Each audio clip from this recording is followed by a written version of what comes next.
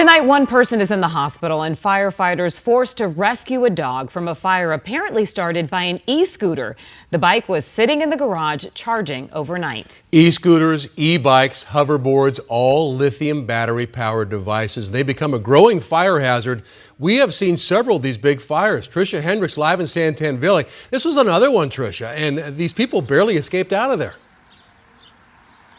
Yes, the homeowner was actually sleeping when the fire ignited, and as you can see, a significant amount of damage here in the Johnson Ranch community. Just unbelievable to think that this all started with an e-scooter charging in the garage.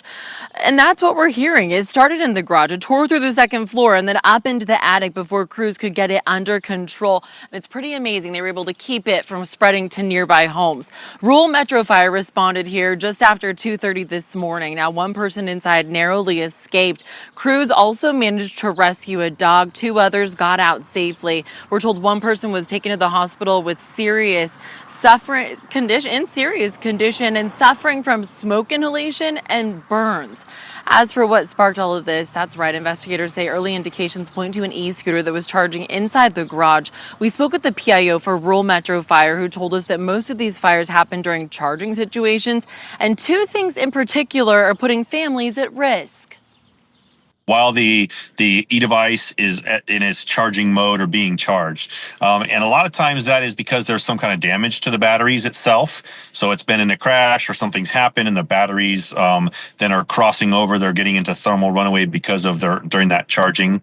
We also see that people will be using aftermarket charging devices. So the plugs or the aftermarket charging, it's not for that particular device, but they found it on Amazon or wherever they got it from, and they're using it to charge that device.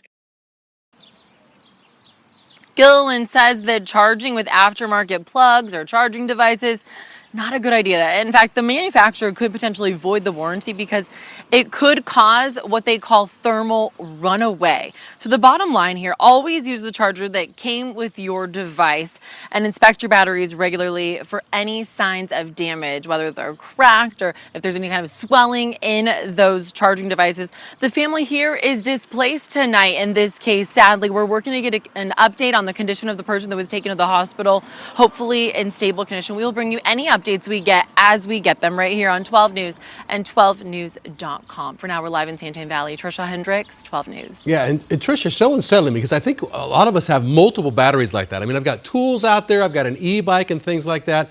And you're saying if the batteries are swelling, overheating, I mean, how can we test to know whether or not these batteries could be on the verge of, catching on fire? Our audio is cutting out here a little bit, Troy, but I think what you said is if there's swelling or cracking in any of those charging devices, and that's right. Same thing goes for your cell phone, your iPad. It can be for e-scooters, e-bikes. My daughters have hoverboards. It really causes you to think twice before just using any sort of charger that didn't come with that actual device. So definitely better to think extra precautionary measures here. Yeah, and that was definitely a big fire that happened behind you. Tricia, thank you.